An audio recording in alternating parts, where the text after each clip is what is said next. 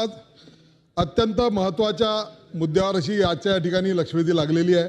माननीय मंत्री महोदया पंकजाताई आमच्या नेत्या या चंद्रपूर जिल्ह्याच्या दौऱ्यावर आल्या होत्या। त्यामध्ये त्यांनी बऱ्याच उद्योगांना भेटी दिल्या आणि त्याच्यातले बहुसंख्य उद्योग हे सर्व माझ्या मतदारसंघातील होते।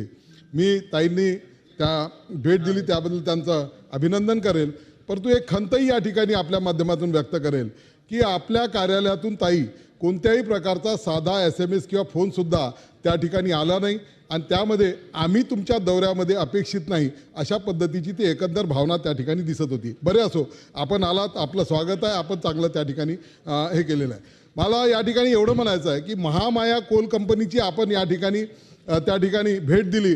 ही फार छोटी कोल वॉशरी आहे ज्याच्या परिसरातील प्रदूषण आहेच आहे, परंतु इतरही मोठमोठ्या कोल वॉशरीज आहे त्यांच्या बाबतीत सुद्धा। आणि एवढंच नव्हे, कोल वॉशरीसोबतच ज्या कोळसा खाणी आहे, जे कोल ट्रान्सपोर्ट करणारे डेपो आहे, ज्या ठिकाणी कोलच्या रेल्वे सायडिंग आहे, त्या ठिकाणी या सर्व आणि इतरही ठिकाणचं जे प्रदूषण आहे तिथल्या शेतकऱ्यांना आपण मदत मिळवून देण्याच्यासाठी म्हणून एक धोरण ठरवणारा आता माननीय विकासजी खारगे साहेब सुद्धा त्या ठिकाणी येऊन गेले, तर त्याच्यासाठी सुद्धा आपण धोरण ठरवलं पाहिजे। मंत्री महोदया, माझी पुन्हा एक आपल्याला विनंती आहे की एकीकडे आम्ही महाराष्ट्राच्या 30% वीज निर्माण करणाऱ्या thermal energy, most polluted energy जगातली ती आम्ही निर्माण करतो। एवढंच कमी आहे की काय म्हणून आम्ही महाराष्ट्रातलं सगळ्यात जास्त सिमेंट निर्माण करणाऱ्या, मला एका आकडेवारी जे कळली ती बरोबर आहे की नाही माहीत नाही, सदनामध्ये सांगतो की जापानला जेवढं सिमेंट लागते तेवढं सिमेंट निर्मिती करणारे आम्ही आहे। आणि एकीकडे कोळशापासून होणारं प्रदूषण तर आपल्याला दिसते, परंतु हे जे सिमेंट प्लांटच्या द्वारे होणारं प्रदूषणसुद्धा हे मोठं आहे। आता तिसऱ्यांदा या ठिकाणी आम्ही स्टील उद्योगसुद्धा, आता माननीय सभापती महोदय ते अध्यक्ष महाराज बसलेले आहेत तिथं, त्यांचे जालनाचे सगळे उद्योग स्टील प्लांट मोठे मोठे चंद्रपूरमध्ये आहे, हे सुद्धा मोठ्या प्रमाणामध्ये प्रदूषण करणारे या ठिकाणी उद्योग होत आहे। कोळसा, स्टील, वीज हे सगळे प्रदूषण करणारे उद्योग जर चंद्रपूरला येत असेल, देशाच्या निर्मितीमध्ये चंद्रपूरचा सहभाग वाढवणारे असेल, महाराष्ट्राच्या उत्पन्नामध्ये चंद्रपूरचं एक विशेष असतं, 122% GST देणारा आमचा चंद्रपूरचा जिल्हा आहे। 100%पेक्षा उद्दिष्ट पूर्ण करून 122% आम्ही GST दिलेला उत्पन्न दिलेलं आहे, परंतु चंद्रपूरच्या लोकांना मात्र 42% फॉरेस्ट कव्हरिंग असताना म्हणजे 42% वनाच्छादन आहे आमच्याकडे, परंतु भारतातला 4थ्या क्रमांकाचा प्रदूषित जिल्हा आम्हाला या ठिकाणी सांगितले जाते। केवळ आणि केवळ आम्ही उद्योग निर्माण करतो, राष्ट्र निर्माणामध्ये आमचा सहभाग आहे, परंतु प्रदूषण मात्र आम्ही या ठिकाणी अध्यक्ष बोलू द्या ना, मॅडम आल्या तेव्हा आम्हाला दौऱ्यात सभेला आम्ही तुम्ही बोलू देत नाही, असं कसं होतं?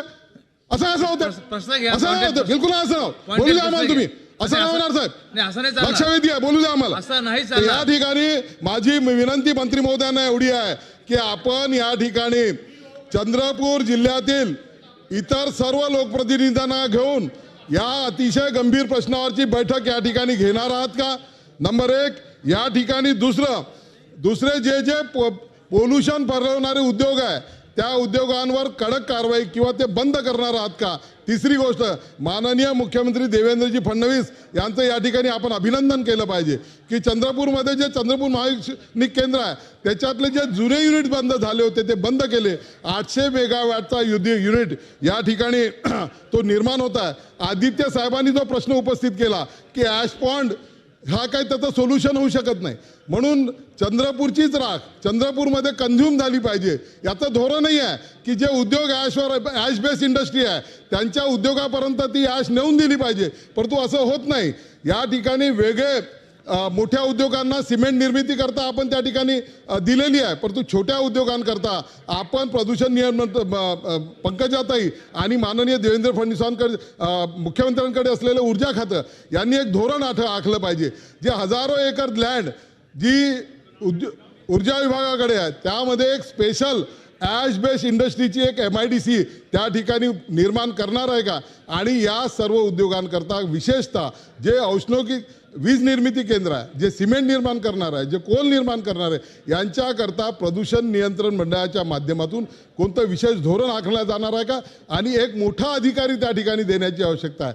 हा जेव्हा केव्हा मीटिंग घेतली जाते त्या इंडस्ट्रीचा माणूस नंतर बोलतो, पहिले अधिकारीच त्यांच्या वतीनं, म्हणजे हा जनतेचा अधिकारी आहे की त्यांचा वकील आहे अशा पद्धतीची भूमिका त्या ठिकाणी घेतल्या। ही बैठक लावणं, हे जे 2-3 स्पेसिफिक प्रश्न आहे याच्यावर मंत्री महोदयांनी या ठिकाणी आम्हाला मार्गदर्शन करावं ही विनंती. धन्यवाद.